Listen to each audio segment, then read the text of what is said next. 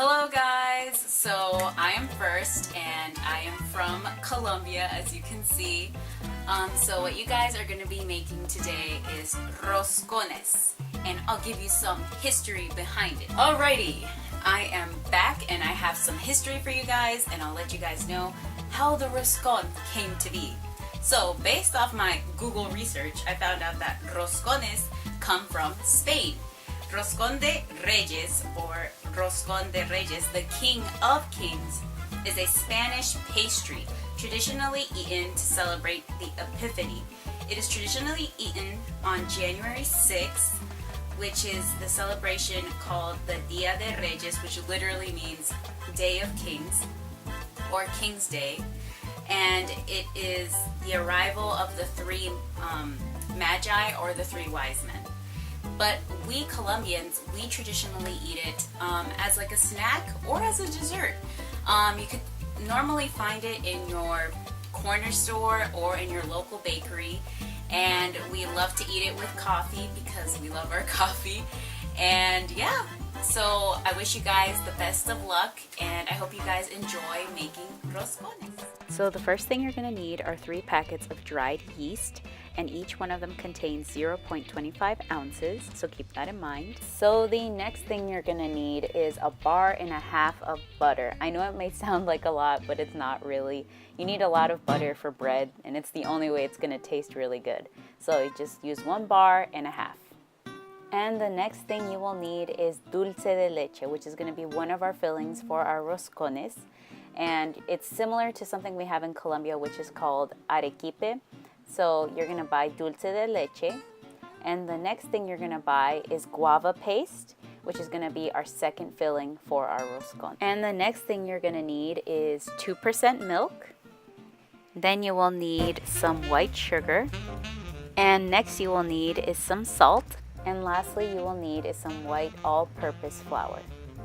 And here are some tools that you're going to need.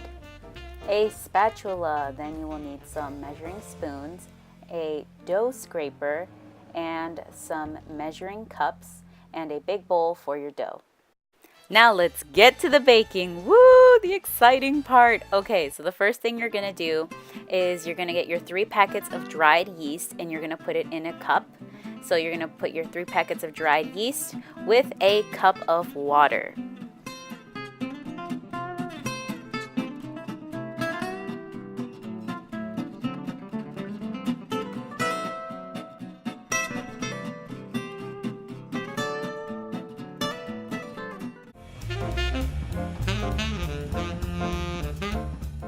Now you got to combine the yeast and water all together, so you're going to mix it really well with a spoon. So just combine it all together, and then you're going to put that to the side and just let it rest while you're doing the rest of the things you have to do.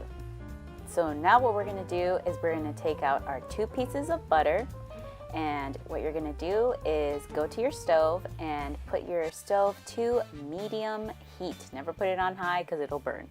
And then you're going to put your 2 pieces of butter there and let them melt. And next what you're going to do is pour it. Oh, whoops, there was an earthquake that just happened. Just kidding, it's okay. I accidentally just poured the milk. You're going to pour 2.5 cups of milk into a bowl. So the next thing you should do is heat up your bowl of milk, put it in the microwave for around 2 minutes. The reason I suggest that you heat up your milk is because when combined with the butter, it is likely to curdle if the milk is cold. So don't forget to heat up your milk for 2 minutes. Next, check on your butter, make sure it doesn't burn or anything. So with a wooden spoon, just mix it all together and check that it's okay. And next what you're going to do is you're going to take your melted butter and you're going to pour it into the bowl. And what you're going to do next is take your milk and pour it into the bowl as well.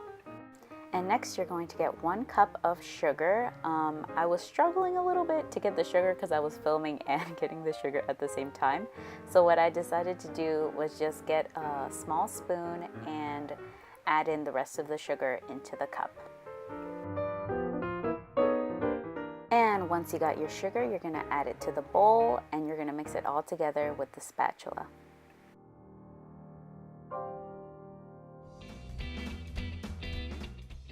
And next you're going to add half a teaspoon of salt.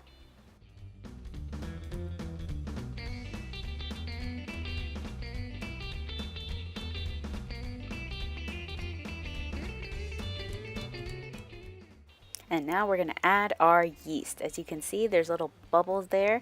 That means that the yeast has activated. So now what we're going to do is we're going to take our yeast and we're going to pour it in to our milk and butter and sugar and salt mixture. And we're going to mix it all together with our spatula. So next we're going to add is flour. We're going to need 6 2/3 of cups of flour. So we're going to progressively add 1 cup of flour and mix it all together. So you put 1 cup and then you mix it with your spatula, and then you add another cup and then you mix it again.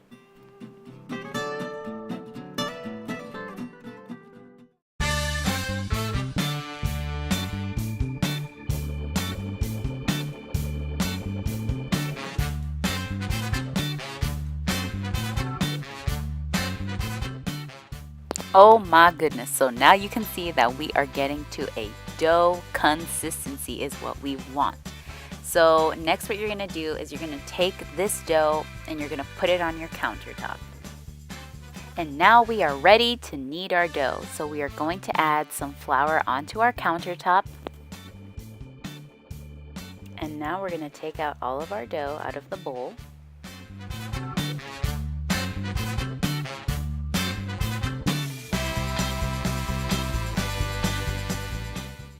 And now you're going to add another cup of flour to your dough, and you're going to knead your dough for 10 minutes.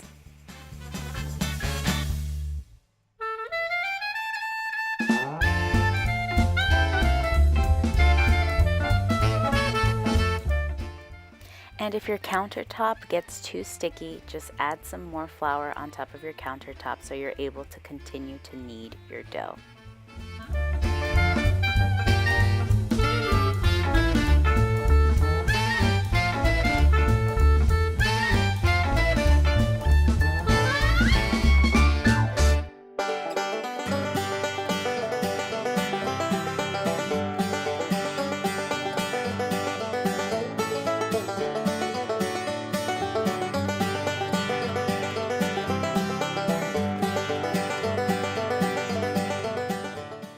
Now you can see that our dough is becoming into sort of a ball shape, and that is what we want.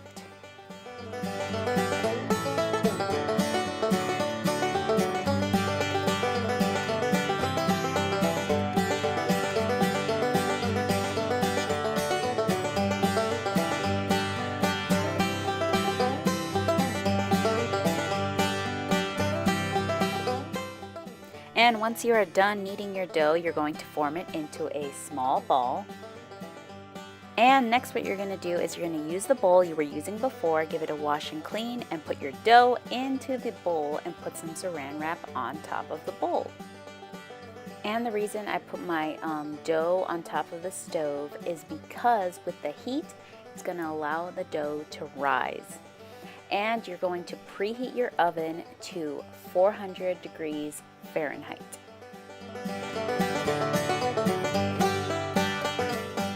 And next you gotta let the dough rise for an hour and 15 minutes. And next you're gonna need a cutting board and your guava paste. While we wait for our dough to rise, we can start preparing our other things like our filling. So I would suggest you cut open the guava paste with some scissors. P.S. warning, the guava paste is really sticky, just giving you guys a heads up. And you're gonna use about half of the guava paste. You're not gonna use the whole thing. And you want to cut them into little strips, so you take a block and then you cut them into little pieces and little strips. And now that our dough has risen, now we are going to prepare and make our roscones. And now you're going to put some flour on your countertop, and don't forget to put some flour on your hands so the dough doesn't stick to your hands. And you're going to knead your dough again for, I would say, at least another 5 minutes.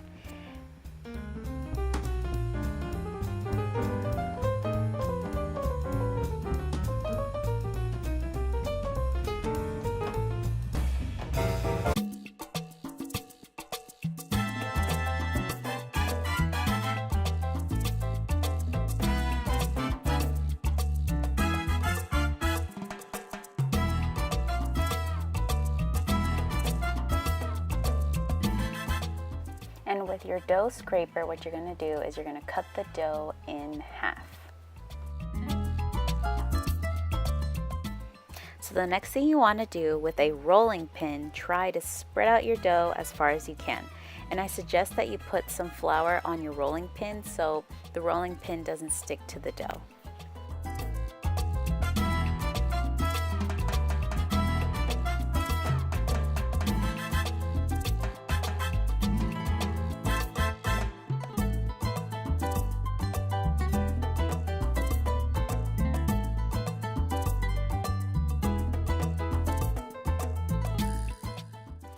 And you want to put your slices of guava paste at least 2 inches apart so you can roll each roscon. So you're going to cut it with a dough scraper.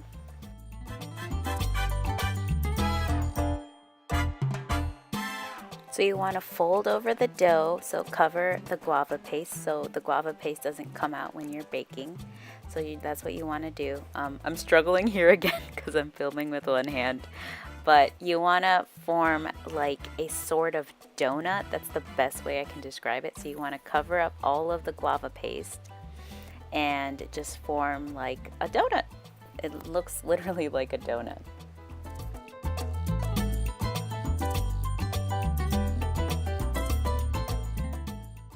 And right here we have to put butter on our tin so the roscones don't stick to the tin. And my mom was able to help me out here. And here you're going to put your roscones on your tin. So they should have at least some distance between each roscon because they are going to grow a lot while they're baking. So I would suggest just give them a little bit of space between, as you can see.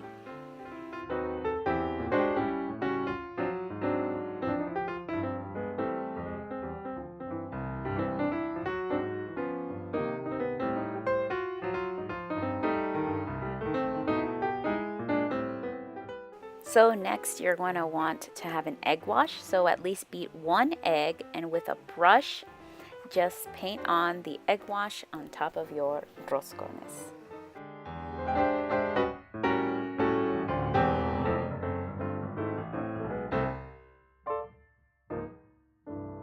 Now that you have completed your egg wash, you're going to put your roscones on the top section of your oven because if you put them in the bottom one, they're gonna burn.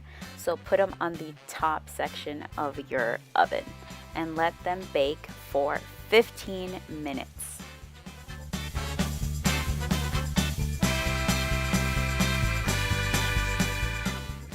And now we're gonna do our dulce de leche filling roscon. So I already rolled out my second section of dough. You're gonna have a lot of dough left, so you're gonna be able to make a lot of roscones. Just giving you guys a heads up.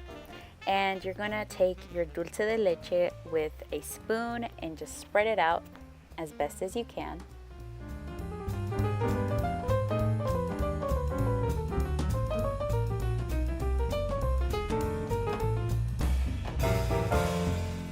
And next you're going to roll it up. As you can see, I already did it. Since I couldn't film it, I'm showing you the end product. And then you're gonna cut it into pieces with the dough scraper again. And you're gonna form them into little donuts like the ones I showed you guys before. And you're gonna do another egg wash for your roscones while you wait for your other ones to be ready. And you're also going to put these for 15 minutes into the top tier of the oven. And voila, you have your roscones. Woo! I hope you guys enjoy it, and I hope you guys are able to enjoy this awesome snack from Colombia.